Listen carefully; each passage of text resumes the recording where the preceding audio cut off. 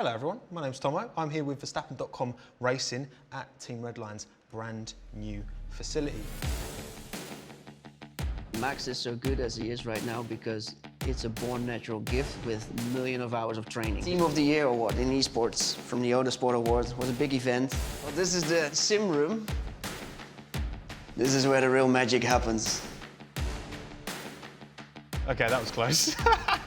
During an F1 weekend, in his motorhome, making a setup for other guys.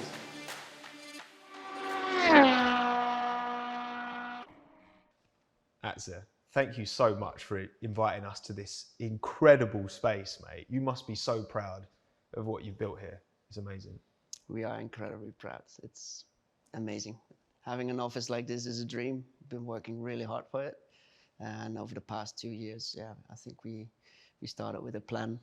And now it's finally close to finished. It's pretty much there right now. So it's amazing. It's so cool. But like for anyone watching who doesn't know Team Redline and what you do, can just the base level in terms of what your responsibility is with Team Redline and who Team Redline are. Team Redline is our sim racing esports team.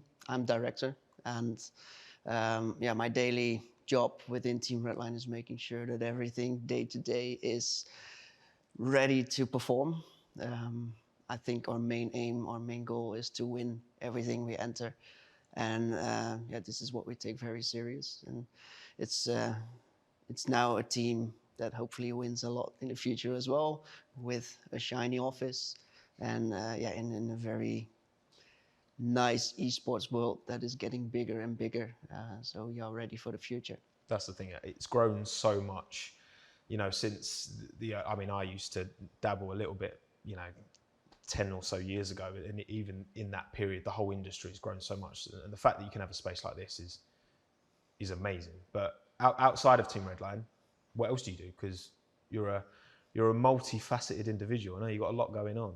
It has been a busy couple of years. And where I come from, professional speed skating, short track speed skating, I went to sim racing over the years, and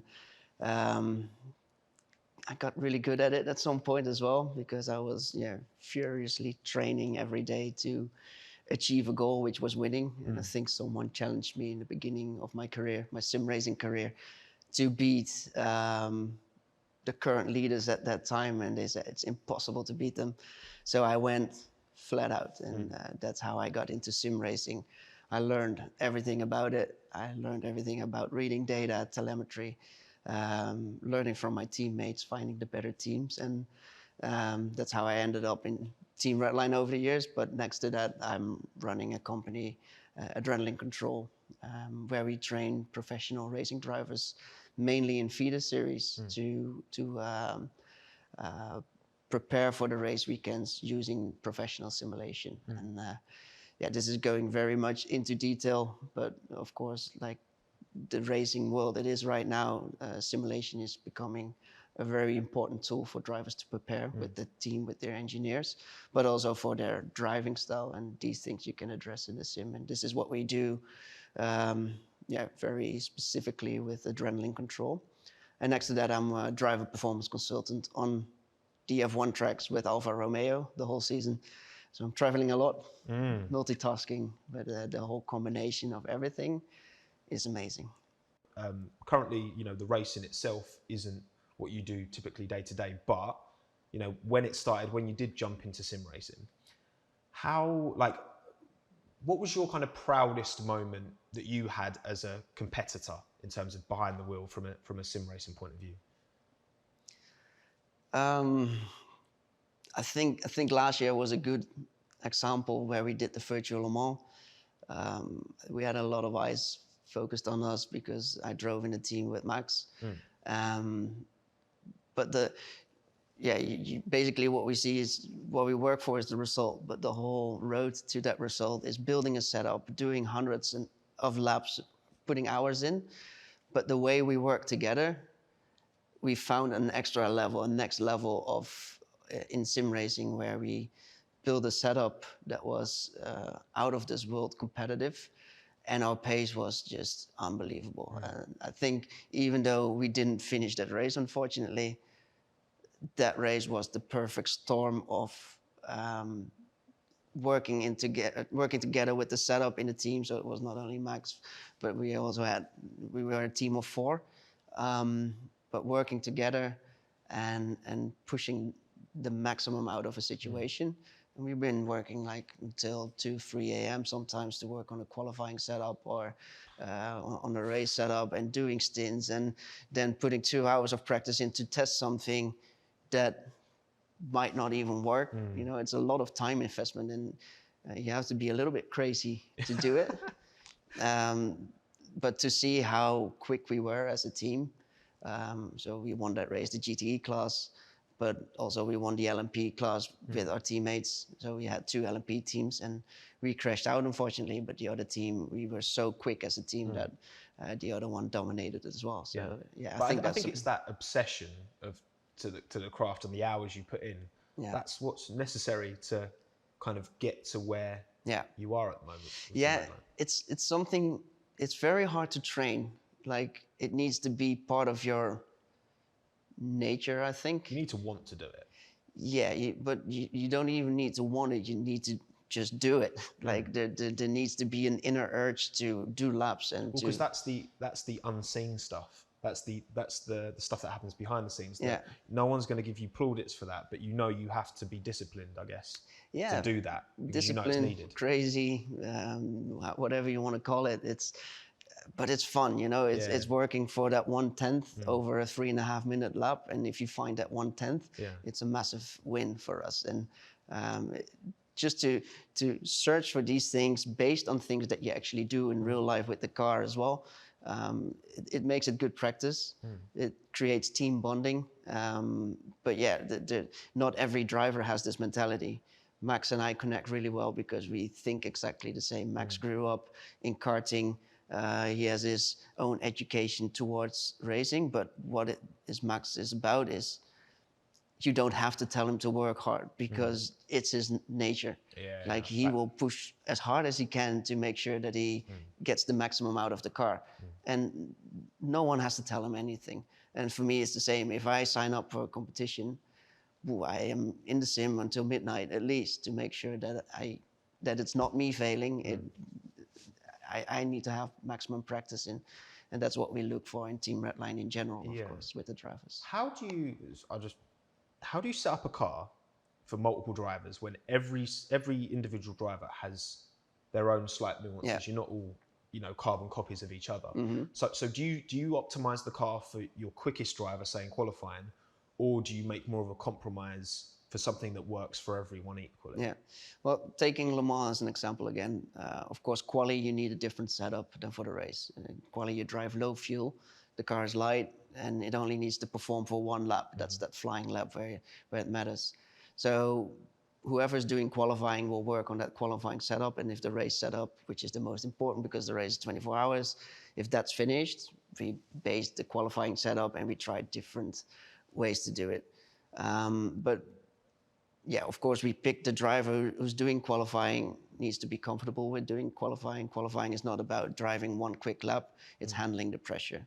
And even Le Mans at some point, I think it was live broadcasted on TV with millions of viewers. And that's where you need to put that 1 lap down. And for sim races, this is kind of new. You know, it's getting bigger and bigger, and there's more spectators. But this level of crowd was completely different compared to normal races. And you need to put the right guy in the right position, but to make a race setup where everyone is comfortable with, you can handle it 2 ways.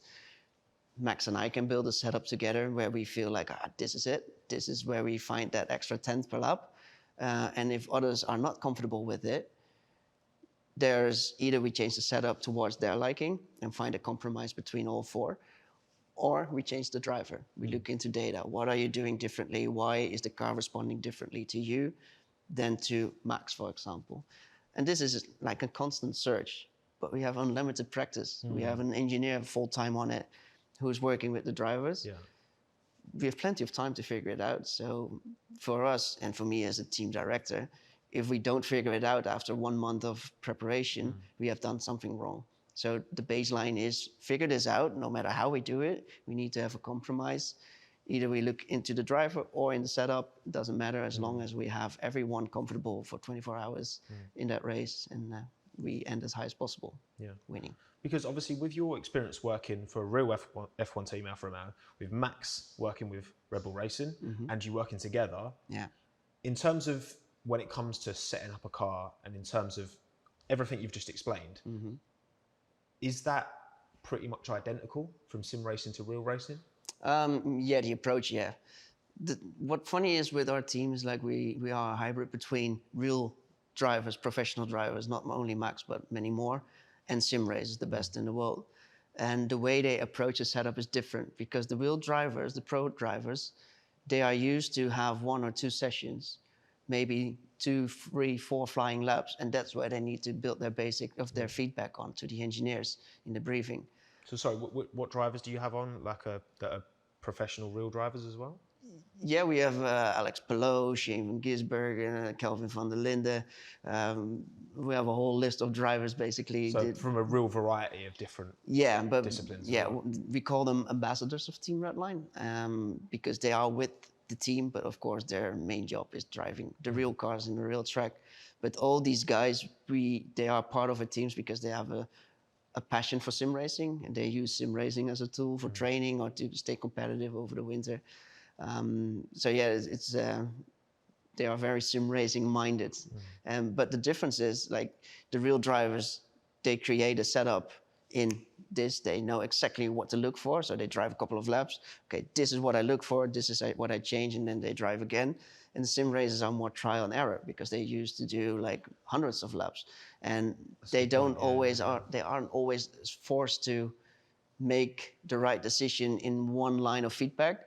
But they can try, let's try different springs or a complete different angle of approach in the setup. And yeah, that's what we need to bring together a little bit in the team to get the best of both, basically. That's a good point. No, because I think that you've got this, variety of talent at your kind of hands, but also that's the thing. I think there's such a variety of different ways of going about it. And I guess all these drivers have slightly different styles because they come from slightly different disciplines. Yeah. And I guess it's your job to, when it comes to if there's a virtual Le Mans or if it's, whatever the event is, are you making a decision as director as to, right, I think these drivers are going to be best suited to this event?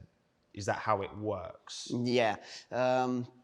Not me only making the decision. It's like a decision together. And sometimes we have more drivers than seats for certain competitions. Which is a nice problem to have, I guess. Yeah, and we have, it's a luxury problem in Team Redline that we have like many winning characters with their own personality needing to work together for big competition and fight for certain spots. And this is not always easy, but it's not only me in Team Redline. We also have management. We have a sporting director. We have engineers. We have Max also giving his opinion very clearly about what he thinks is the right way to go. So we make a joint decision, but the ultimate decision, depending on who our partners are. For example, if we drive races with BMW, then we have a select group of drivers representing BMW this season. So yeah, it's a well-discussed decision always to align the drivers for a certain competition. And also kind of, how do you measure the effectiveness of, particularly for these real professional drivers like Max, like Lando, like Alex, how do you measure the value that comes from sim race practicing? Because I remember earlier this year there were a few articles talking, I think there was some comments made by maybe Lando, or I can't remember exactly, but it was around the idea that, with Lando and Max coming in and having all this sim racing background and being able to train compared to the older drivers on the grid, like Sebastian, like Lewis, who don't have that same attachment to the simulator. Do you think there is there a way of measuring how impactful? Because nothing can replace the real thing, I guess, for these drivers, but it's pretty close. Yeah, it's hard to measure. It's impossible to measure. What we're getting to, though, is a stage where the real racers, the new generation of Formula drivers, they all grew up in karting and sim racing. They're all going to be sim racers in 10 years, aren't they? Yeah, because there's nothing better for these guys to go home from track doing what they love on track, to go back home and keep doing the same thing. Like in a sim where there is no pressure, there's no sponsors, there's no one looking over your shoulder, and just have fun doing your hobby. And it teaches them a thing or two.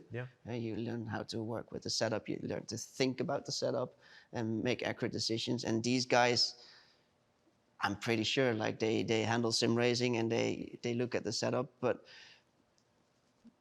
at some point they realize, like, hey, if I approach this in a real car, we get a different result, and then maybe I can communicate it differently. Plus, it's unlimited practice. Your coordination gets constantly pushed to the limit.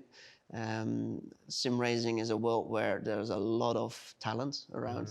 It's an unlimited pool of talent, pretty much, and it's for real drivers. It's a good practice because on the track, of course, you have professional drivers, but the top of sim racing is much broader than actual real racing. So when it comes to, and I think, I cannot speak for Max, but I believe that he kind of enjoys the level of sim racing because it's such a high level that he really needs to push, put it at 10 or 20 or sometimes 50 hours of work in to beat those guys, and that's what feeds these guys.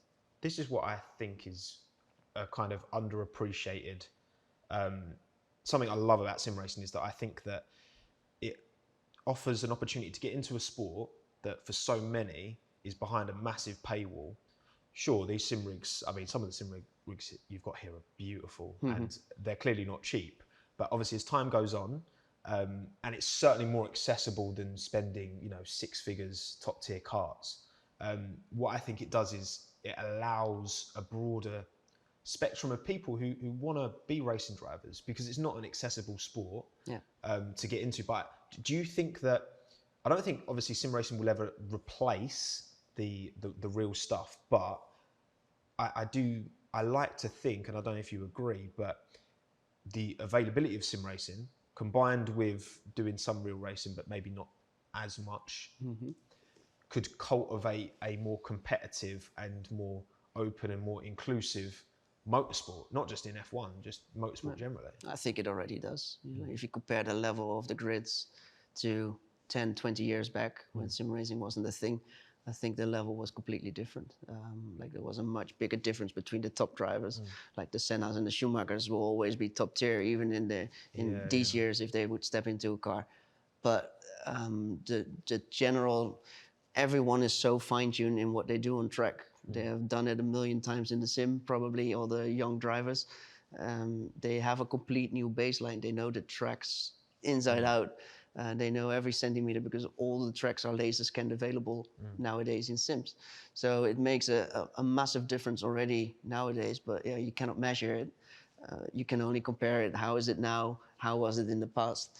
But I think it's just where drivers had a normal job and they went to the racetrack for racing in the past.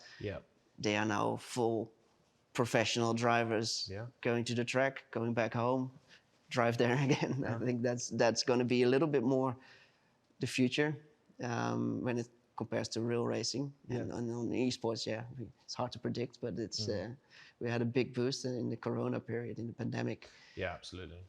But now it's leveling a bit, and now the big competitions coming up with ESL Rensport coming up. We have Virtual Le Mans. These competitions are all born the last years, and they are mega. That's what I mean. So cool. We're right at the start. This is what I feel like. You've got this amazing facility, and you're just at the start. Like, do you have any expectations beyond just there being more eyeballs and more people watching, of where this space is going to go in the next 10 years? I think there will be a bigger overlap. Like, more drivers in esports will move their way to real racing. I think the brands, the manufacturers, getting involved quite a lot. In our example, BMW, where we tightly connected to, they are of course also racing on the real track, But what you see is like many competitions, what they offer as a prize is like a seat in a real car for a season. And those will be more, I think. It's super nice. It's a good way to see talent performing and screen them for the real track. So I think this will happen more and more, definitely. Well, you say VAR as well, and is that where you met Max? Because it was VAR he was racing for in Formula 3, right? Yeah. Before he got the The moment he got his seat done by Van Amersfoort Racing was where I met Max for the first time, because I was getting my seat done as well for my test. So that was the first time we met. At that time, I was already working like a year with him, with them to train drivers from Van Amersfoort Racing in the sim. They built a whole new sim, which was very state of the art at that point, and they used me as a reference driver to challenge their drivers, basically what we do here as well now. That's where I met Max, and that year I started training with Max in the simulator. So either we were both at Van Amersfoort driving that big sim and challenging each other, or I was in my office in the north of Holland and he was in the sim of Van Amersfoort, and we connected the sims and we were racing each other, which Max liked way more, of course, because then you could see his real power and his real urge to win was very clear at that point. And I kept doing that even after Max went to F1. We kept doing this kind of training together in the first year with Toro Rosso as well.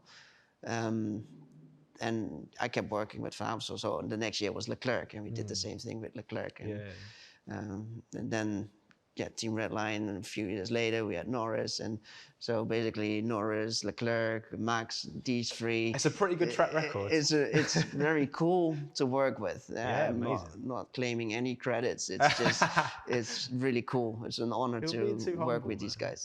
No, so when Max joined VAR, and when you first, what was your impression when you first met him? Like, did you have this anticipation that, oh, he's going to be the next big thing? Or was it just, oh, this is another driver? Obviously he had, he's got his dad's surname as well, so there's a weight to that. But was there this expectation that he was going to be just another driver, or did you think this kid's special? Yeah, well, it got announced, and in the Dutch media there's a lot of hype around him. Of course, yeah. Mainly because of Jos. Jos was our superstar at the point in F1. He was not active anymore, but Max was the world champion in karting. Everyone expected a lot from him in racing, but no one really knew like what Jos knew, like how special he is at that point.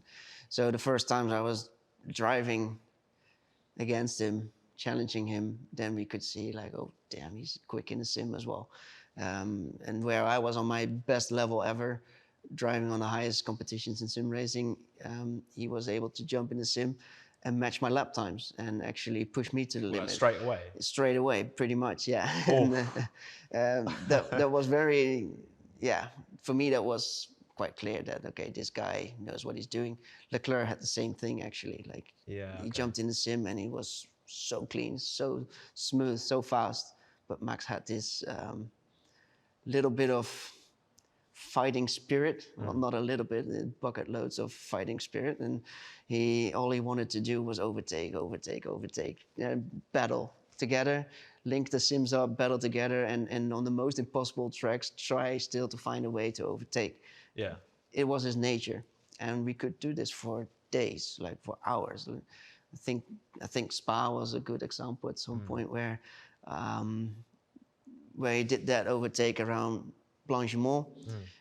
And the week before, we linked the sims up in iRacing. Spa was races again. We put the F1 model in, and the only places to overtake basically was Blanchimont. Well, at some point you start to defend the inside, so the only way is around. So he knew it was possible to do it around based on what he did in the sim. But yeah, we kept doing that in a way that. That's really interesting. So you could, it makes sense. You can replay certain scenarios, and practice that specific scenario in a sim, just again and again and again, to try each different permutation. You stay wide, or you stay on the inside. Yeah, and with Max, everything is very natural, so he can find his way around a driver by nature or by skill or by training with yourself from karting. It's a combination of everything. But most drivers, they don't have this skill. Pretty much no one can match Max's skill. I'm quite convinced at this point. So these guys, you need to train.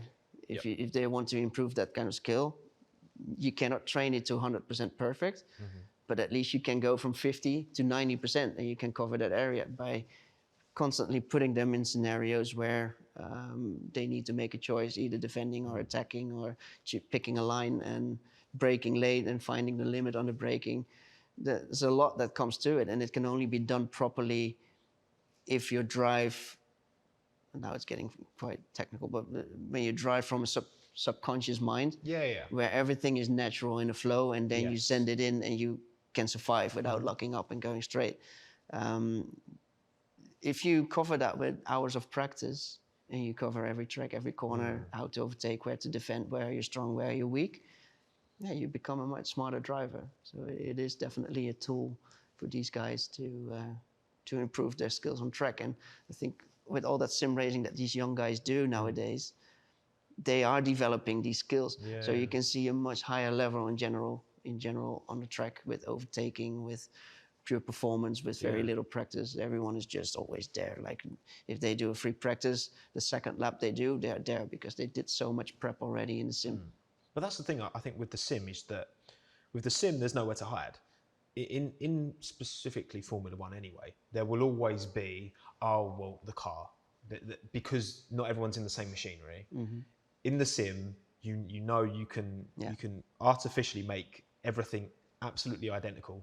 There's nowhere to hide. And the fact that you hold Max in such high regard, like in terms of having that natural feel, and that, do you think that's, how much do you think that is training, and how much of that is just a born natural gift? I'm just asking for your opinion. Who knows? But like, let's put it this way: Max is so good as he is right now because it's a born natural gift with millions of hours of training. The perfect storm of both. He has the best of both, and he will only get stronger. The rough edges are off, and now, like this year, he's a machine. Like you cannot beat him if he's on his top of his level like this. So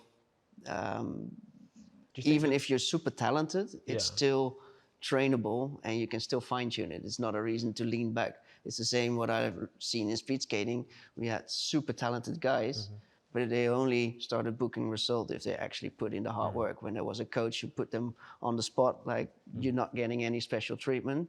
You're gonna do your 8 hours of boring training per day.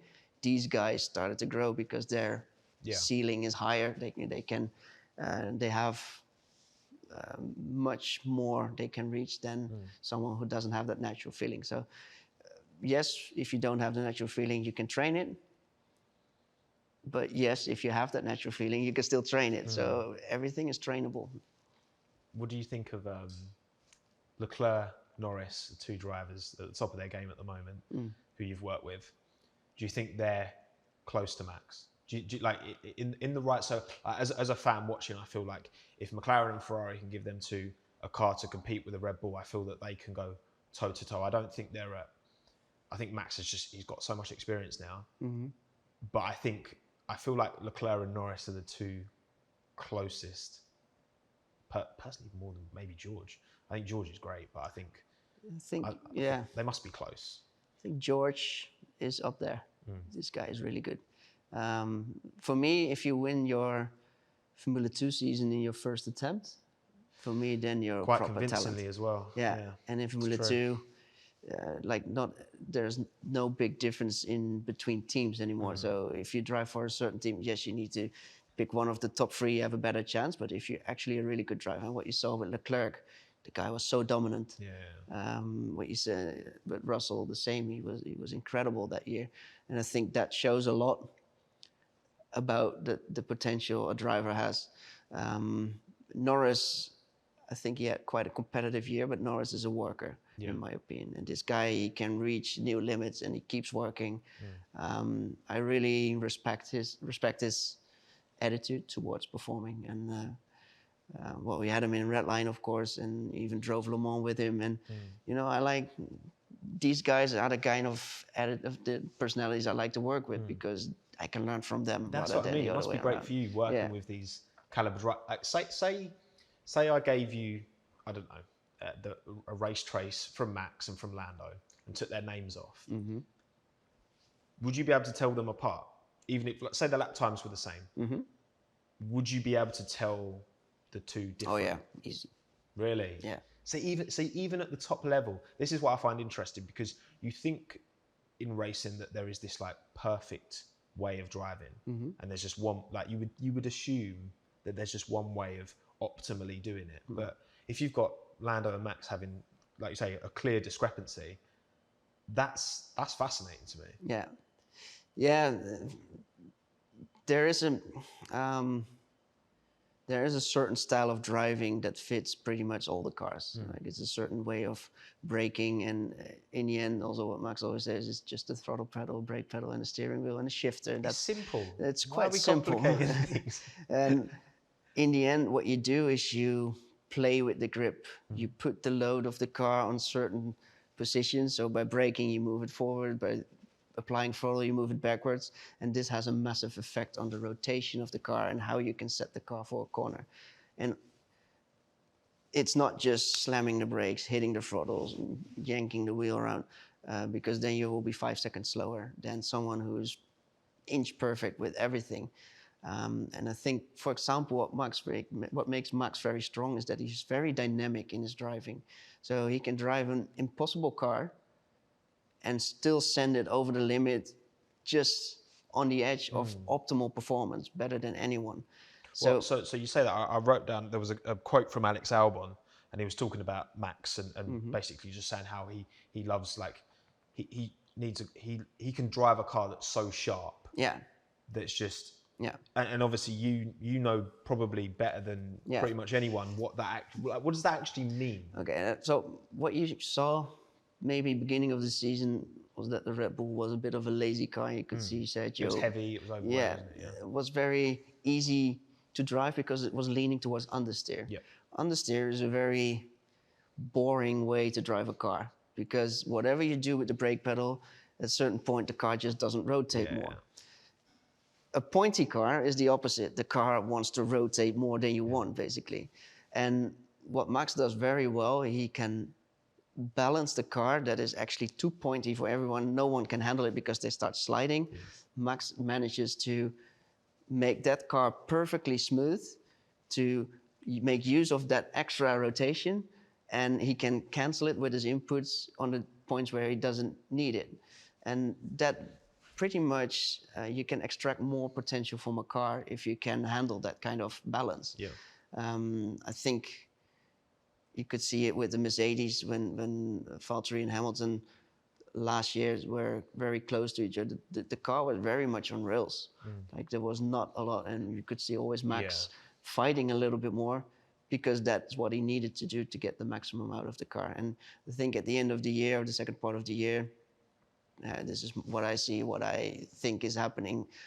The car became a bit more towards Max's liking, and then he can extract the extra performance, and then that's where the split between him and Sergio arises. And this is something with a textbook driving style, which is aggressive on the brake, very smooth off the brake, rotating at the right point. You can get within 5/10, but that last 5/10 is dancing on a very thin line, balancing the car, and stepping away from that textbook braking style. It's still there in the basics, but it needs to be adjusted in millimeters to have a positive effect on the balance. And that's what he can do better than others. And I think Leclerc is very good at that as well. But some drivers have to work really hard, have a lot of experience. Some drivers are very talented, like Ricciardo, but they can struggle for 2 years because they cannot adjust to a certain car balance. It depends per driver, but I think one of his strengths from Max is that he can drive an understeer car, but then Sergio is closer because the limit is easier to reach. But once the car is more pointy and he gets it to his liking, then he's out of this world. And that's what he will always be fighting for with the team, I think. Yeah, because I mean, my understanding is that, you know, when Max goes out, he's like 100% straight away, and that most other drivers, would you say, are not like that? Would you say most other drivers kind of work their way in? Yeah. Or is that because it makes sense to kind of, when you explain it, it's like, well, yeah, of course, like he wants to find the limits of grip. Yeah. The sooner he finds that, then he'll know where that is quicker. To me, in a free practice is what you want to get, instead of building up from one lap 60%, then one lap 70, 80, 90, and then you go to 95, 96, 97, build it up to the limit. What you want is have so much control. You are so much in control of your car that you can send it over the limit in lap 2, basically, of free practice. And then you know where the real limit is. So if you just, let's say it's in percentage, what Max can do is drive a car in free practice 1 on 101% to see what does the car over the limit. And then he only has to take one step back to get the maximum out. And you can see when someone is over driving, he's locking up, he's oversteering, sliding around too much. And you see them doing that quite a lot in FP1. But Max, and this is also how he got educated by Jos probably, always make sure that you reach the limit as soon as possible, because the sooner you reach it, the more accurate your feedback is to your engineers to develop the car to your liking. Especially when there's such limited time as well. Yeah. Because that's even more important. Then. Yeah, absolutely. Yeah. And time is money.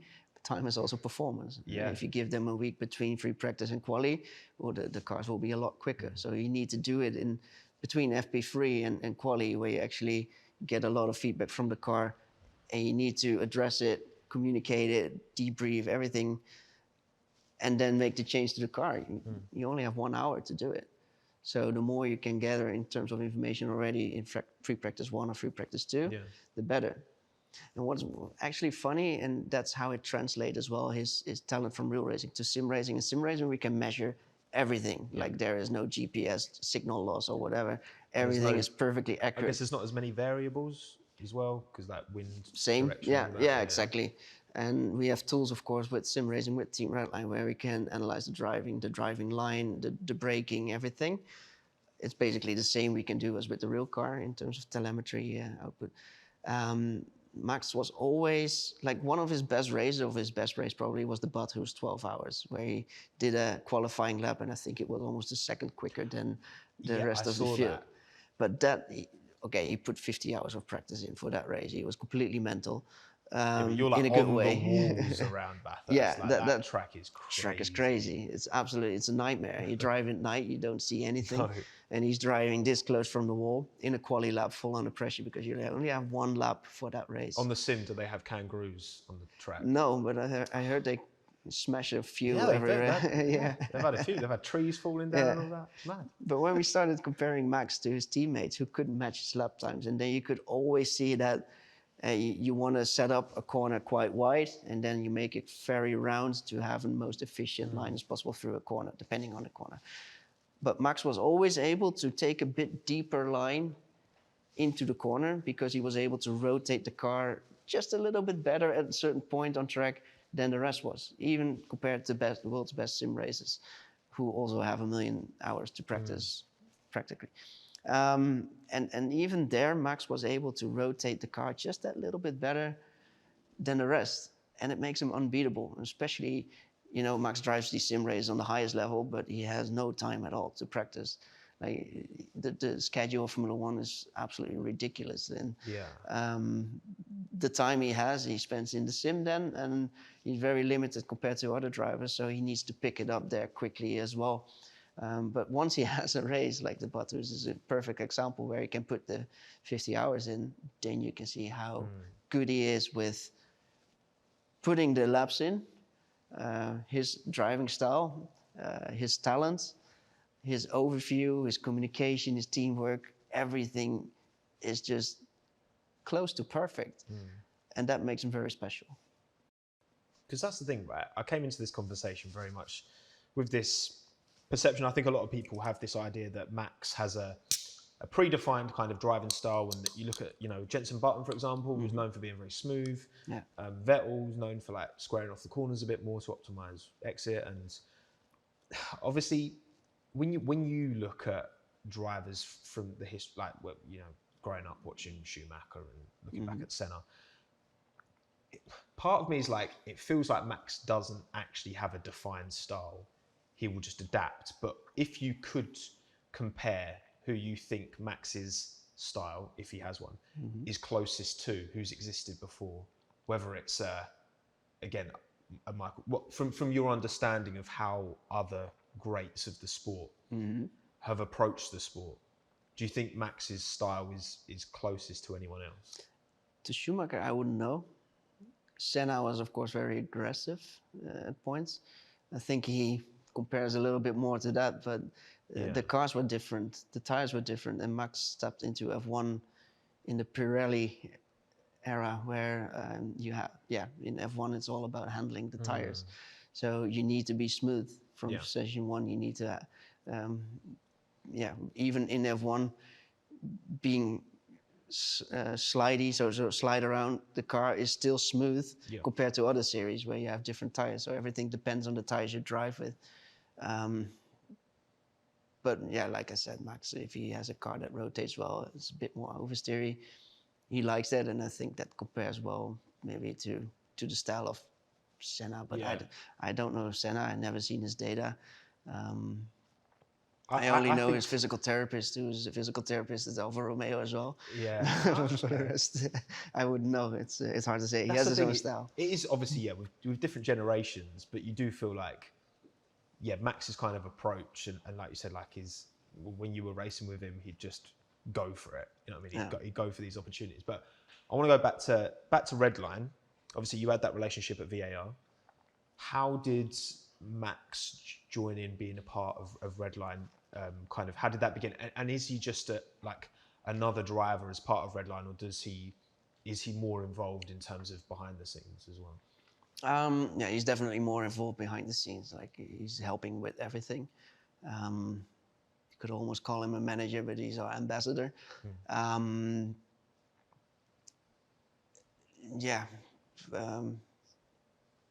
like, where did that begin?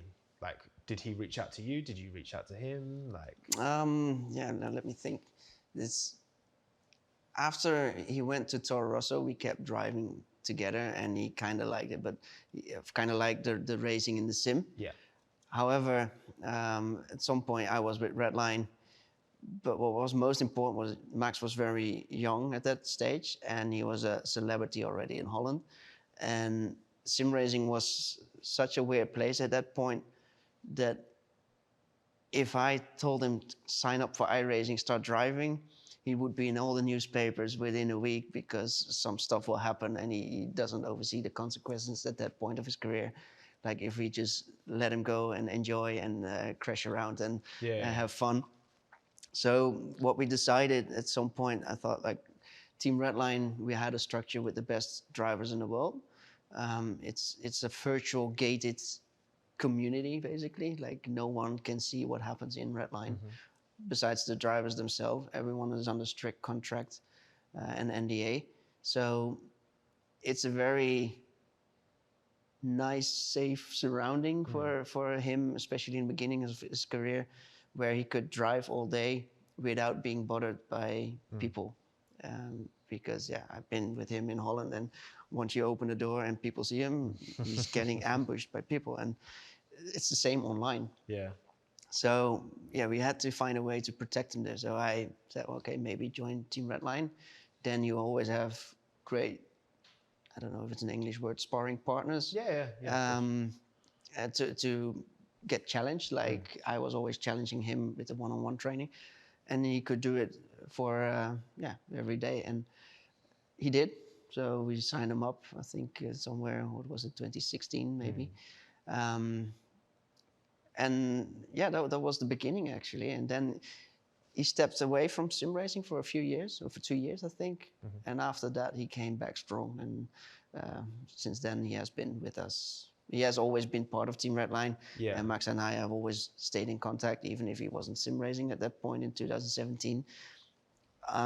We always stayed in touch. And then at some point, he went back into sim racing. He started doing competitions. He started helping with the team. He got a lot more experience from F1, of course, at that point. So he became a very mature personality in the team to help out behind the scenes as well. And then at some point he became a team leader where he was not driving himself per se, but helping others out, like explaining telemetry, explaining driving style, but mostly explaining attitude to the drivers in the team, because that's very logic that sim racers cannot have the same attitude towards performing as real racers because they haven't gone through the same school, but they can definitely be inspired. And I think Max was a great inspiration there the last years, by first of all being quick as hell, second his attitude towards performing. He doesn't take he will never be satisfied with P2. And then he's also a team leader when it comes to putting the work in for others, maybe. And I think there's been plenty of situations where he was in an F1 weekend. He brought his laptop and his controller, and he started helping drivers in the team for a competition during an F1 weekend in his motorhome, making a setup for other guys. I was literally gonna. I was like, how much time do you get with this man? Because he's an F1 driver. Like, do you hear from him at all over the F1 weekend? But clearly you do. Yeah. Yeah, there's That's a lot amazing of... that he's got the capacity. Like that, I think that says everything about how much he's clearly invested and cares about the sim racing side. Yeah, he is. He takes very good care of the team, and the team are his friends as well. So he's in constant communication with the team channel, with the drivers, with his friends. I think that's his comfort zone as well. Like where everyone is reaching out to him, pulling him, trying to get answers on interview or pictures. Team Redline is his friend group where he is only bothered when it comes to performance, the thing he likes. And I think, it's settled very nicely the last couple of years that way. And like I said before, he grew out from a driver to someone who's leading the team, going much further by helping other drivers. And then we are speaking about sim drivers who are maybe 18 years old, 18, and driving in their basement, never met Max. But Max, in his race weekend, he's until in between sessions or in the evening, he's helping them out, making a setup for them so they can perform better. And I think that's very typical for him, because what you see on the F1 track is a professional athlete who is structured. I know how life is in F1, and even with Alfa Romeo, it's very, very hard to find time for yourself as a driver. Yeah. And so the image you get from him from a racetrack is very static, like interview, and then pull back and make sure you can relax and focus on the session. And he finds the time to help other people in the time he has for himself, which is very, you wouldn't expect that from him, basically, if you know him from performing. And well, he's an animal on track. He's a winning machine, so he will do everything it takes to win. And in my opinion, it's the only way to win. Like, you have to be not always the nicest person, to put it in the right words, to be win. Otherwise, people will walk right over you. You've got to be selfish. You've got to be uncompromising, I suppose, if you want to get to the very top. Like he must have to, like, F1 driver putting loads of time into Redline as well.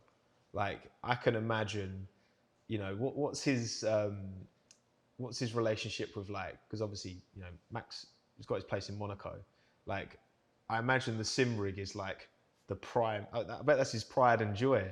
Yeah, it's in the corner of his house, and that's where he spent most of the day, I guess. It's he has a good sim at home, and he likes the details. He likes to think about how things look, and if we have with our partners, like here behind the steering wheel, the pedals, the wheelbase, if we can make something custom made Redline style or put his logo on, these are the things he enjoys. He's very about details. And yeah, his sim is, I don't know, you probably have to ask him, but looks like his holy space in the house where no one touches his sim, and it's his thing. And when he comes home, that's his gym. Well, I remember it was like, was it, didn't he like, he was moving in or moving out, and like the sim rig was, typically the first thing is like TV, pizza. That's like the first two things you do when you move into a new. Yeah. And was his like sim rig like the first or last thing he packed up? Yeah, that was this year. It was Virtual Mall Series. He drove the race of what was it, Spa. Yeah. And he was moving places, and the whole house was empty. And then he sent a picture like, guys, I'm done, and this is the only thing left. And there was this whole room so empty. He was moving out. He went to a different place basically, and but only his sim was there still, because he didn't want to touch his sim. He didn't want to move his sim right before the race, because what if something is not connected? So everything was out except his sim, just to make sure the sim was untouched before that race. And it was quite a funny photo, actually. It was very lonely in a big house, in a big apartment, and there's just one simulator there left with Max in there. No distraction. Oh, if I tried that, my wife wouldn't be happy if I tried to pull that one. Yeah, unfortunately, I had to move my sim out of the house as well for the baby room. And yeah, now it's here, though. It's a good place to be. Yeah, you've got a beautiful space for it now. No, that's the thing. It's that kind of, that's what I find really interesting. It's that kind of dedication and absolute kind of obsession with the craft. Did you think Max kind of appreciates from because obviously now with your job as director and Team Redline, you won Esports Team of the Year. Congratulations. Yeah, we did. Yeah, thank you. Like, you're at the top of your game. This is an industry that's clearly going and moving in a positive direction. You're clearly, obsessed with your craft and what you do as well. But do you think Max also recognizes where this is going, in terms of, this is an industry that's going to get bigger? He can, being part of Redline and leading that, and like you said earlier, like drawing all these eyeballs and all this attention to sim racing, just like how F1's blown up in the last kind of 5 or so years. Yeah. And with lockdown, and that probably accelerated sim racing by a good couple of years at least. Do you think Max recognizes that as well, or is he just like, I just love racing, so I just want to be here? Yeah, I think the baseline is he loves racing, and he wants to be in a team that is full with talent and he can compete with and win races together with. He loves endurance races. But yeah, with Max, it's very important that he keeps doing it as a hobby. Like Formula One is his work, also his hobby, I hope for him. But sim racing needs to be seen as a hobby. And the way we move forward in the future is, like, we have a big management team who need to do the business side of the team. Max will help and helps us a lot. But we will not bother Max with things he should not be taken care of, because it takes time away from his hobby, which is driving with the team. And another part of his hobby is building a team and making a winning machine out of a team. And yeah, of course, Verstappen Racing Red Bull is now part of Team Redline, or we are part of Verstappen Racing Red Bull. And that's a very big step into the future, as lining those two parties up. But yeah, for the future, we don't know what the future will bring. We're going to go into ESL now with Rennsport. That's the next main thing for the upcoming months. And we have to see how the market will evolve and where it's all going, because sim racing is very niche. And we have F1 Esports, which... I was going to ask your opinion on that, actually. Because F1 Esports, obviously, where it is endorsed by Formula One, in terms of the exposure, they can put it on the official F1 channel. The concurrent viewership is pretty good. Like, I've been following it a lot this year, and like, I feel like it, in the same way that, F1 growing, I think also benefits IndyCar. Also benefits Le Mans. Also benefits Super Formula. And I think the trickle down, it gets people into motorsport. Do you feel? I feel like potentially F1 Esports is going to be that because the F1 game is the most probably accessible. Yeah. Because it's got the title. It's like FIFA with football, isn't it? Yeah. You know, it gets people in. So hopefully that knock-on effect is that it gets, you know, you might get 2% of those people who convert getting into sim racing, but then all of a sudden that 2% is of a much bigger pie of people. Yeah. Sim racing is a niche market. It's F1 Esports is, for, like you said, it's very accessible. But to make such software accessible, you need to scale down some physics parts. You need to make it a bit less realistic to make it fun for everyone to drive. And my son, when he is 5-6 years old, he needs to be able to play F1 Esports, the game. And the other software platforms where we are currently very active with Team Redline is iRacing, rFactor 2, Assetto Corsa. These sims are more based on realism. Like it needs, their main goal is to overlap the racing as much as possible in terms of feeling with the real thing. F1 game is going there a little bit more, but it's not a competition where we are active at this point because of this reason, because we have the drivers in the team who are really into the simulation games. And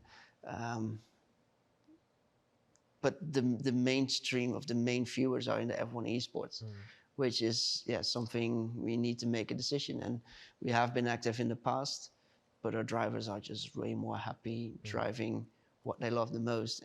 But never say never. You know, if we have all the assets to enter F1 Esports again at some point, but the problem is with F1 Esports is we cannot enter as Team Redline, because we are not a Formula One team. So that makes it already a little bit less attractive for us. And at this point, the main reason why we are not part of it. So yeah, let's see. Hopefully F1 Esports build something closer to realism or more into simulation. I could see a day where you've got, you know, it's almost like two engines baked into one game potentially, because clearly, you know, F1 they're putting money behind F1 Esports, and there's a clear kind of intent and understanding from the teams, and because all the teams are represented now. So that's going to be, I'm really interested to see how that goes, because I feel like that is the most accessible route in, and hopefully they can get it to a stage where, because you want the best of the best, and you know, it again, in the sim you can't hide. You know what I mean? That everything's on show. It's your purely your talent skill level. With Max Verstappen in a sim, where would you put him in the world in terms of where does he rank amongst the best? You got Kevin Siggy, part of Team Redline, top three, incredible, top three, in the world, and he's an F1 driver full time, and can only part time this, and he's still top three in the world. No, if he has the time, top three, definitely. That's mad. Well, it's out there, the records. If he drives competitions, and he's always driving the competitions where the best in the world compete, he's always up there. That's incredible. Even with 1 hour of practice, he's still doing a top 10 performance versus guys who do 100 hours of prep. And so all his main competitor is how much time does he have to prepare. And if he has that time, then you see races like he did in Bathurst, where he's unbeatable. And then there are some out of this world talents in sim racing, not only in our team, but also in other teams. Kevin, for example, in rFactor, he's a very complete driver, Kevin Siggy. Kevin and Max could be on the same level of driving when it comes to handling setups and the complete picture. The thing what Max has is, as an advantage, always he's very, very comfortable in traffic. Like we always do endurance races with Team Redline, so you need to navigate through traffic. You need to overtake drivers, and that's where he's just better than everyone. So, for example, if we have the 24 Hour of Le Mans, part of your lap time is always influenced by how do you cope with traffic, how do you navigate through, and if you do that a certain smart way by anticipating on what's going to happen a couple of corners later. If you see a GTA coming close, he's a little bit smarter with that in general, and he's more aggressive in general, which also sometimes bites him in the ass, of course. But he's the kind of guy we can always put in the car and trust that he will do the job. Yeah. You never have to doubt him. You've just reminded me of something there, actually. I feel like Max is incredibly good at safety car restarts in F1. Do you agree? And do you think that's is that like something he practices in the sim and having that understanding of, cars around him, I suppose? It's also thinking a little bit ahead. Like I think that race in Interlagos when it was wet, where he overtook Rosberg and turned free on the outside, that was one of the races. What he did in that safety car lap to see where the grip is, and he's always thinking a little bit ahead because he has that mental bandwidth to do things, to store extra information, where everyone is focusing on one thing and that's driving. What makes him unique, and maybe a different way of saying it, is he can talk and drive at the same time, and his driving won't be affected. If I drive a race at Le Mans and I start talking for 20 seconds in the lap, I lose half a second of lap time because I cannot combine talking and racing at the same time. Max is telling GP to stay hydrated. Yeah.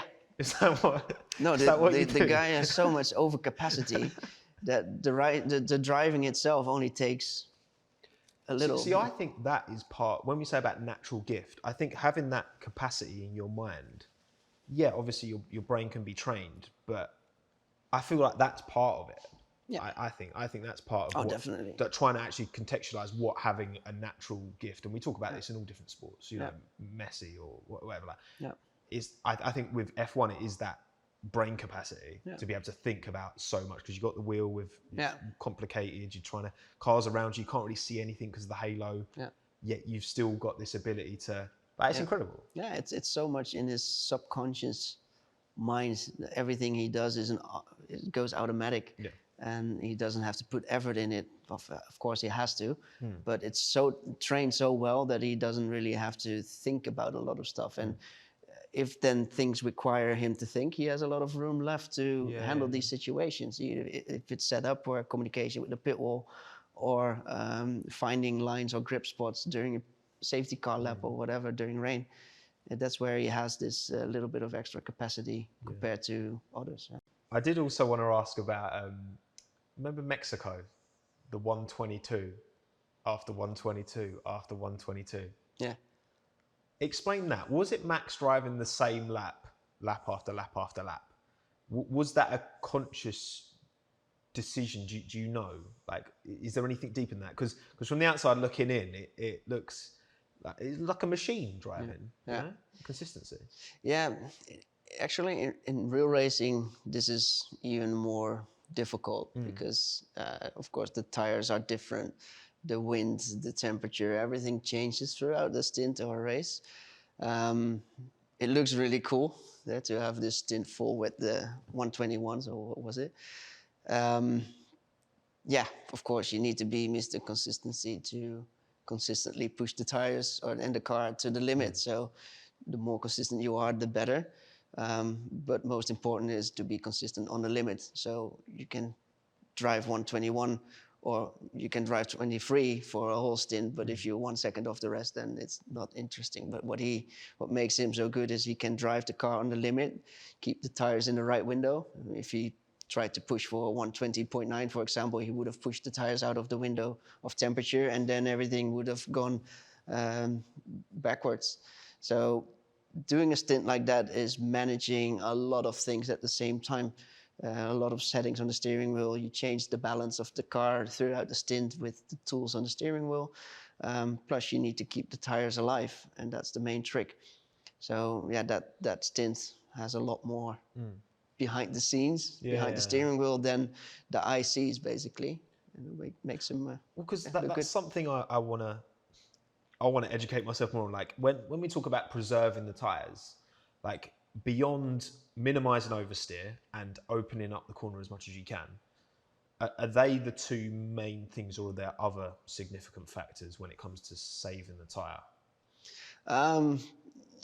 Yeah, well, in F1, of course, the tires are super sensitive, and depends on the compound you drive with, and the hards they can handle a lot more than the softs.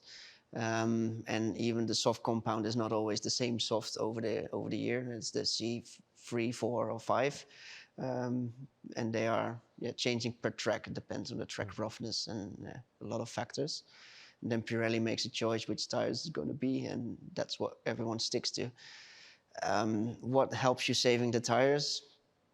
It's a lot in the details. Of course, you need to keep the temperatures down. So what you can do in the beginning of a stint on a heavy car is push everything out of the tires, overheat them, create graining, blistering, everything, and then after 5 laps, the tires will drop 1, 2, sometimes 3, 4 seconds per lap.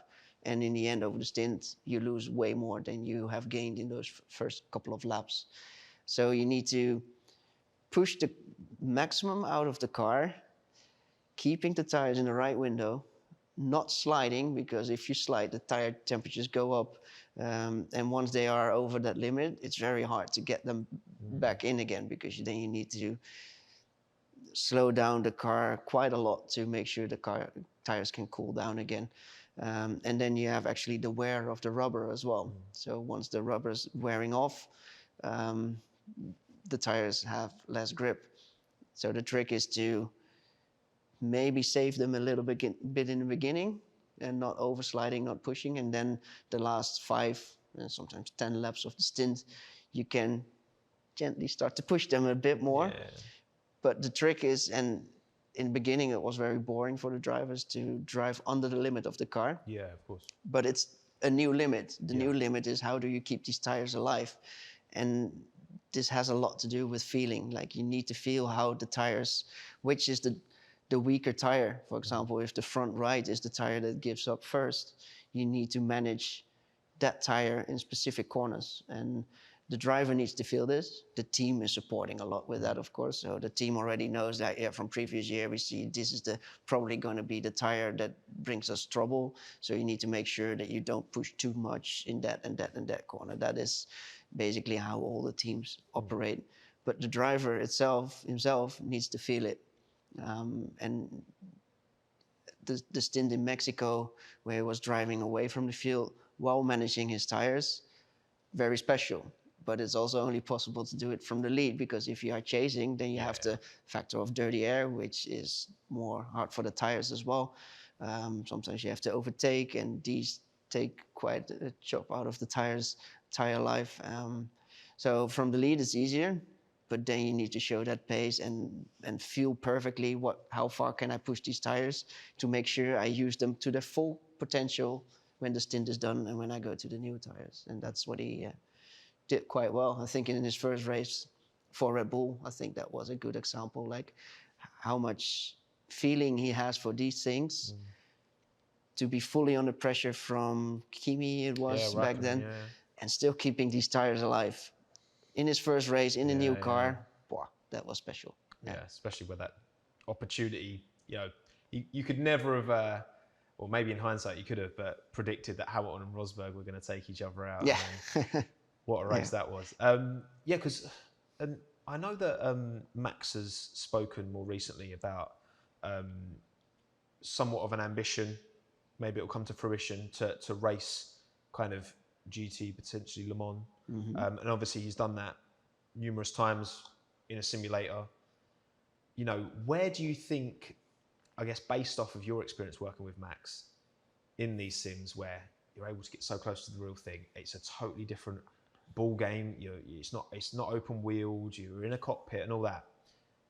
Do you think Max would, I feel like I know your answer, because I feel like of course he would, but would Max be competitive at the front straight away? Do you think it would take him a bit of time? Yeah. Just done. Yeah. Straight up there. Yeah. The level's high in these Le Mans races. The drivers are absolute superstars. But Max is a superstar on his own, and he will have no problems at all adapting to a car like that. In fact, I think he would nail it perfectly. Like, working with the team, what he likes about endurance racing with Team Redline is working together with his teammates. Yeah, I was going to say. He really enjoys that. It's more the team thing, having each other's backs, helping each other out. That's what he really enjoys. And in sim racing, that's a little bit more visible, and I think that's why he also likes endurance racing potentially for the future, because it's something you can share openly. It's more relaxed. The cars are a bit more old school maybe compared to Formula One, so Yeah. you can actually make more changes yourself, suggestions in the setup instead of everything being simulated by the engineers or the factory.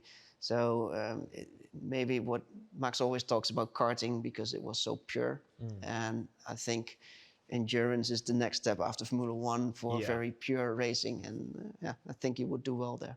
Yeah, I think that's such a different dynamic. It's kind of like in golf where you have like the Ryder Cup where everyone's like working together to you're not in it for yourself, just yourself. Because obviously, F1's a team sport, but you're the one in the car. You're the one who wins or doesn't win the drivers' championship. So I think that dynamic, Yeah. I'd love to see him give it a go.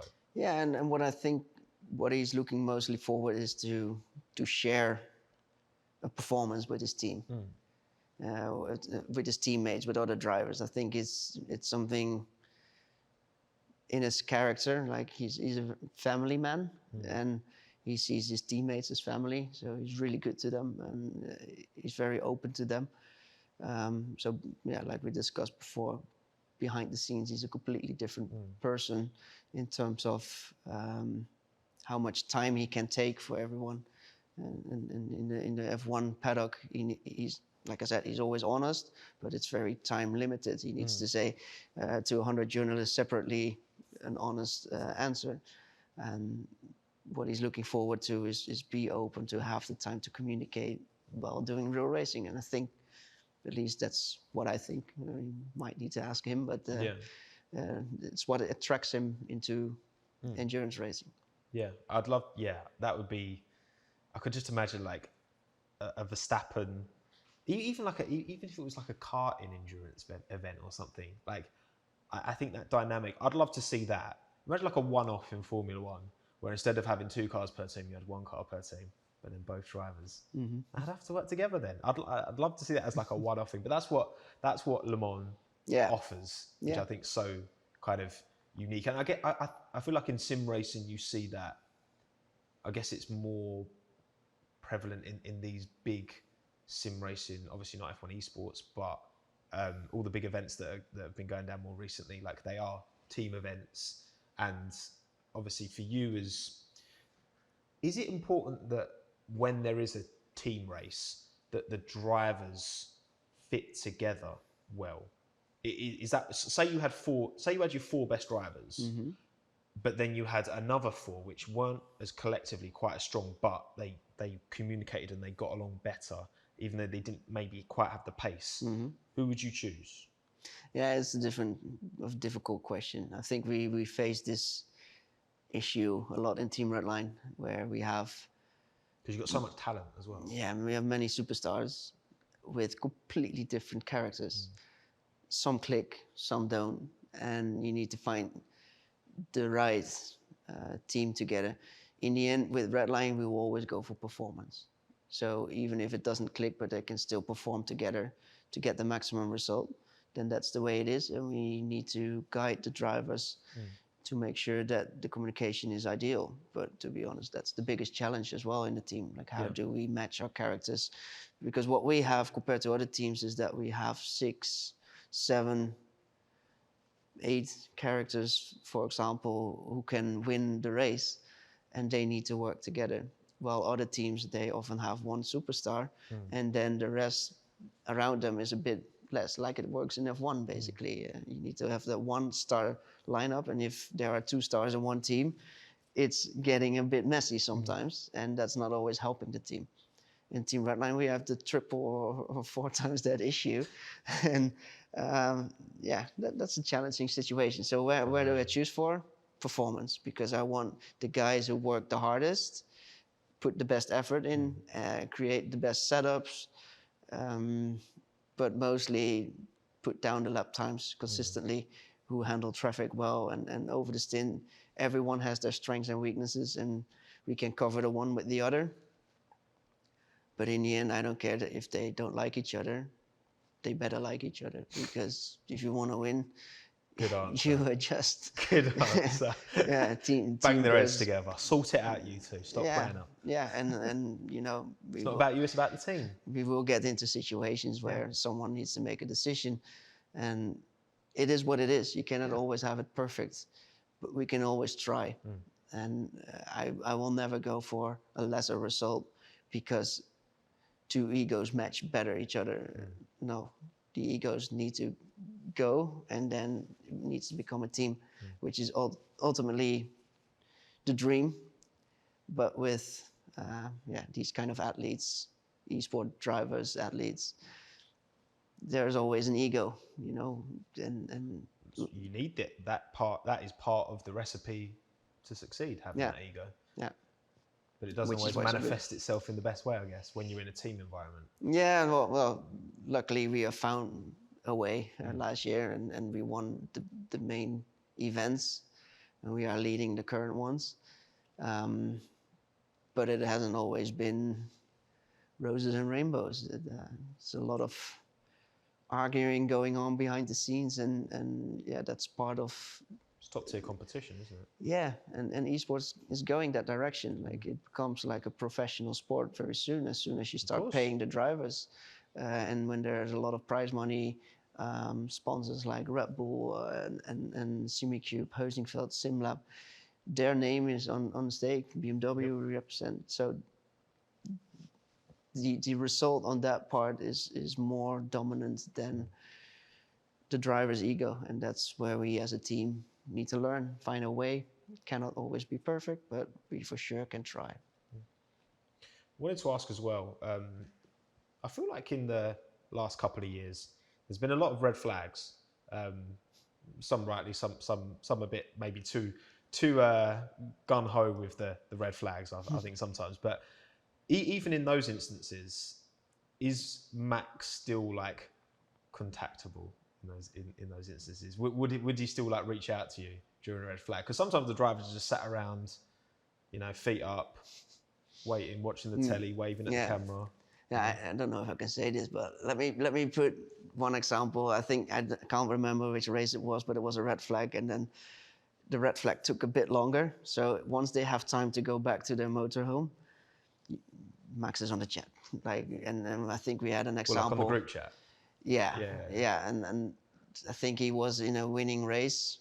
Honestly, I don't remember which race it was, but it was a red flag, and it took like half an hour, and all of a sudden I see these messages pop up, and so Max is talking about the setup of a race that's being done this weekend. And I'm like, dude, you have to be in the car like in 10 minutes, and you are working on the setup for your teammates, and you are giving feedback and information. It's crazy, like how much he can easily jump out of the car, do something else, jump back into the car and win that race again, and all in a time span of 30 minutes or 10 minutes even. Yeah, that was quite special. Well, you think like, you don't want to get like the strategies mixed up. That's the strategy for my actual race I'm doing now versus the strategy for next week's race. Like that shows it's like that capacity. Again, it's that mental capacity that's I guess so. Obviously a massive part of all. I guess you see this with most of the drivers that you work with, that their ability. It's just that, would you say Max is on the extreme level when it comes to that, having that capacity to juggle a lot of things? Yeah. I think, again, you cannot measure it, but based on the results he does and the things he does on track, off the track, or in between sessions, he has a very special skill set when it comes to being in the right state of mind within a blink of a second, a blink of an eye. He can do that better than anyone. Yeah. This guy is special. Like everywhere he's performing, competing in racing, he's doing something that is extraordinary. And the world sees it now because now he's a world champion twice. But we are so lucky to work with him and to have him on our side. And to be part of his family, his racing family, it's a true honor, because it's probably one of the greatest we'll ever see. He's doing everything he needs to do to, you think what he's going into his is it his 9th season in 23? I think because his first season was 2014, I think, Toro Rosso. So Was that 2014? yeah, I'm pretty sure it was. And obviously he tested it. I think was it 2014. I think he had that. He had a go at Suzuka. Yeah. I think it was 2015. 15 was full season. yeah, was Toro Rosso, and then 16 was half Toro Rosso, half Red Bull. Also, when you're at the race, and obviously in the off time in the evenings, does he ever message you like, actually, can we link up because I need to talk to you about setup for this weekend? Nah. You're like, leave me alone, Max. Nah, setup wise, of course, F1, the two worlds are so separate, and we do discuss in the weekend, but on a very plain level, basics. How are you doing? What's going on? You think you're gonna fix it for tomorrow? All these things, and sometimes he gives me advice. Yeah, for sure, and it always helps. But nothing. We cannot discuss anything confidential, No, of course, on track. But we speak to each other as friends, and we look like what are the main things this weekend to take care of, and those are the things we discuss broadly. But look, never know what the future holds. Maybe one day you'll be a maximum performance engineer. Yeah, that's the thing. I've been thinking about like, what if that happens? But then I'm out of a job because I think he's on a level where I cannot add much. You know, if he's on such a high level of driving already. For me, right now, I'm in a situation where I can make a very positive difference and a big difference in certain situations. Red Bull is such a power team, such an amazing team, but just like Mercedes, but with Alfa, we need to do a lot more with a lot less. So, but that's going to help your development as well. Yeah, I think definitely. more so. Because I'm pushed quite hard on many things. It's not only the driver's performance, but it's also during the race, reading the track and seeing what's going on and advising people. But with Red Bull and Mercedes and Ferrari, they have these things. They have many more personnel to cover these things, for example. So, let's say, and it's not going to happen anytime soon anyway, but if I work with Red Bull, it's going to be difficult to make a massive difference to what he's doing now, unless there's a massive fight going on with Ferrari and Mercedes, and it's about the very small details. Hopefully next year that'll be that would be cool, no? That's the dream, isn't it? Surely. Yeah. No, I'm really looking forward to next year. Yeah, actually. I think next year's going to be good. I think we saw how Mercedes moved towards the front towards the end of the year. Yeah. I think McLaren, Alpine, even like Aston Martin, they're good momentum at the end of the year as well. If Alfa Romeo, if you can, the performance you had at the start of the year, rediscover that kind of competitiveness, I think we're in for a good 2023. Yeah. I'm confident. Yeah. The midfield battle was amazing already this year. I was so like Abu Dhabi, I was like, they're level on points, like you and Aston Martin. Yeah. And then obviously Valtteri's P5 in Imola was the defining factor. So we, it could have been much easier because we had a lot of retirements in point positions this year. That life got a bit more complicated than it should in the end. But in the end, you can see every point counts. Yeah. The smallest differences we made with certain calls. Joe's point first race of the season ended up paying dividends at the end. Monaco strategy, where we went from P11 to P9, if I have it correct. These little things all added up make a difference between P6 and P7, and that's a big one for Alfa Romeo. Yeah, is it 12 million? I don't know. I guess so. Yeah, it's a lot of money. So that's amazing. It was a good party with the team afterwards, and it's the best result ever. But what the team did this year was amazing for such a small team we are. I think a lot of things can be improved, and we are looking forward to address those points. And I've learned a lot, became a lot wiser, and yeah, and also learned a lot how to combine certain businesses, teams together, and hopefully next year that's it's going to be easier and smoother and even more successful. Because I mean, we've sat here and spoke a lot about racing, all about racing, kind of solely. But the Max Verstappen that you know, kind of off the grid and outside of sim racing, you know what I think with Max is that Max is clearly, compared to a lot of other drivers as well, I think he's quite private. He's very real. He's very honest. Reminds me a lot of Kimi Räikkönen in that regard. They're very different personalities, but in terms of very real and true to themselves, seemingly. Yeah. Do you think Max is a misunderstood character? Because obviously he's top of his game, 2-time world champion. Yeah. But also he keeps his personal life to himself. Yeah. And I think in part because he keeps so much to himself, that almost people want to know more. They want to, you know, when there's like there's so many like fascinating stories that like we spoke about today of Max as on like a human level. You know, do you think his character is misunderstood? Well, yeah, definitely, because how I know Max is completely different than probably how the world sees him. Yeah. So on that aspect, yeah, I would say so. And also the reason why maybe he needs to keep his personal life together to keep it separate from the media, to make sure that he can always perform on the highest level, that he has his moments where he can pull back from the whole circus, and then and he deals it.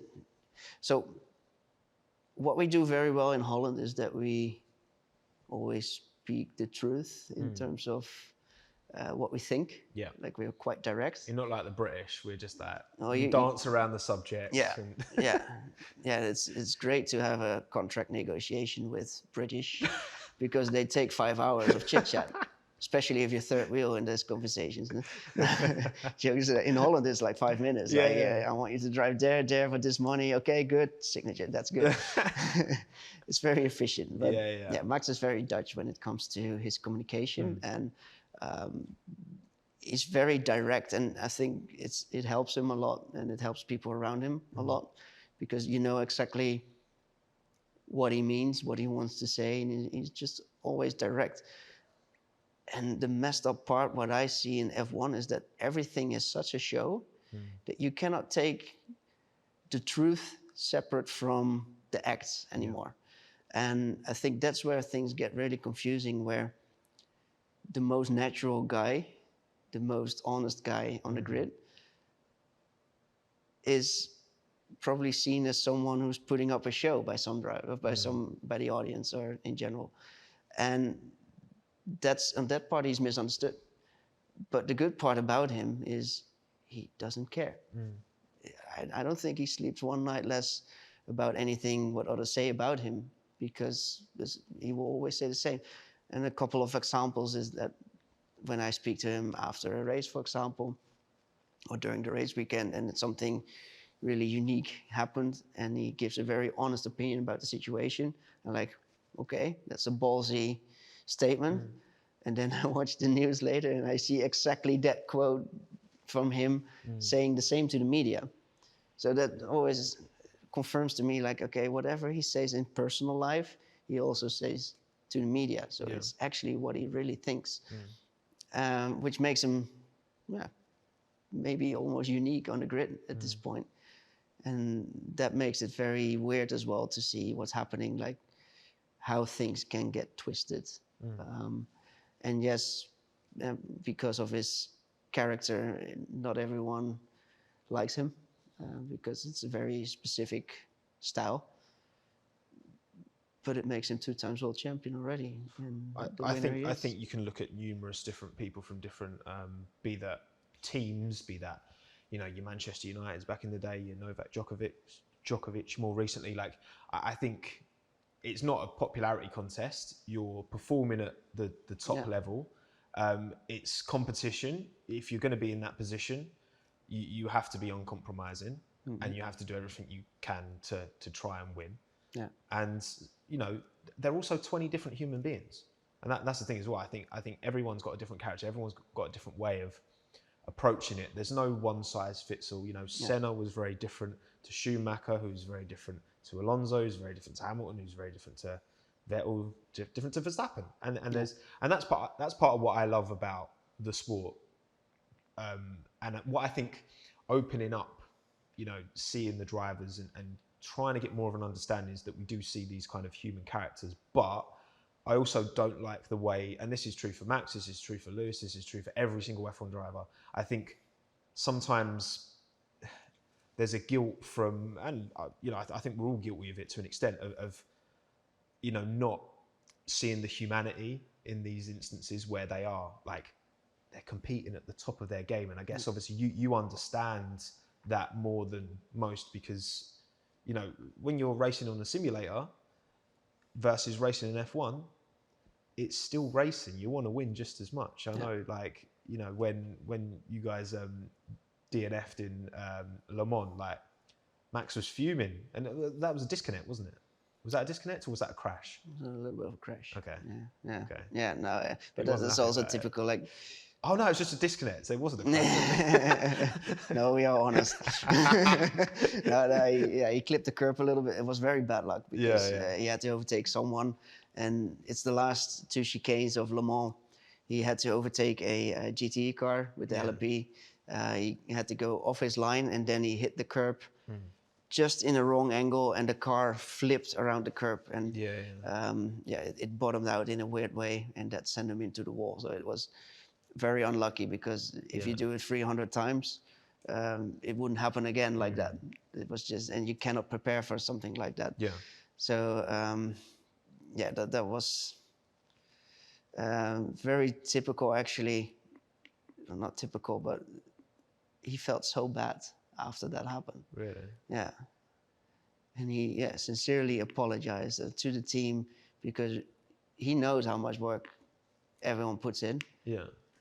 And I think that hurt him quite a bit. Like that he felt like he let the team down, which in hindsight, I'm still, like we began this interview, I'm still most proud of that race weekend, of that race, because we were so good, even though we didn't end it with a win. It was just almost perfect. And if it ends like this, I could have been that guy as well, putting it in the wall like that. And it was a honest mistake that you couldn't prevent much anyway. So all good, but it was very nice to see that he blamed himself for it. And he took responsibility, ownership, but also that's part of, I think, you kind of have to do that, but also as the team, you understand that, like you say, that could have happened to. Yeah. You've all had those experiences before. Yeah. That's just part of the game, and part of, obviously, I guess one final question. Obviously, you know, you've got your Autosport Award, best esports team. You know, like you say, big pace delta advantage at Virtual Le Mans, super competitive tournament, and you're able to, you know, perform at a top level.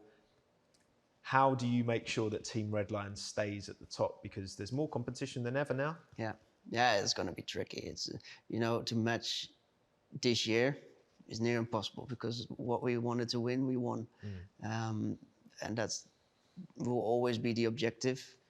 Winning will always be our number one goal. But also you'll be the target now. Everyone's looking at Redline. Yeah, definitely. And you know, we sign good drivers, but we educate drivers. So here and there, drivers move on, or they go to a different team, and then it's just on us to build a new superstar. That's how it is. That's how it will go. But it will get more tricky in the future, because sim racing, there are more teams involved in the esports sim racing scene now. So everyone wants the best drivers, and the ones with big budgets. Maybe some drivers will be sensitive to that and can leave. Others will prioritize to win, and they will stay with us. So hopefully. But it will be difficult. The scene is changing quickly. Every year there will be different competitions, new competitions, more prize money. The stakes go up, and we just need to find our way through it, and make sure that we represent all partners as good as we can. We take the victory as much as we can, and if something is lacking in the team, then it's up to us as management to find a solution for that. But so far, we have always done that. But the baseline is good right now, and yeah, like what I said before, matching this season is going to be tough, but we'll try. Best of luck, man. You've got the facility, you've got the personnel at the minute, and it's, mate, you should be proud of yourself, man. You built something amazing, especially like, again, knowing where this industry was not even like 10 years ago, to have this and to work with all these drivers and to work with an actual F1 team as well, man. That's like super inspiring. Yeah, it's cool. I love it. I love what I do, and everything I do is racing, which is my biggest hobby as well. So yeah, happy where we are right now with the team. There's still a lot to achieve, still a lot to expand, and we can always do better. Yeah, and in racing, can't wait for the new season. Like we had a massive season last year with Alpha. Next year we go try it again.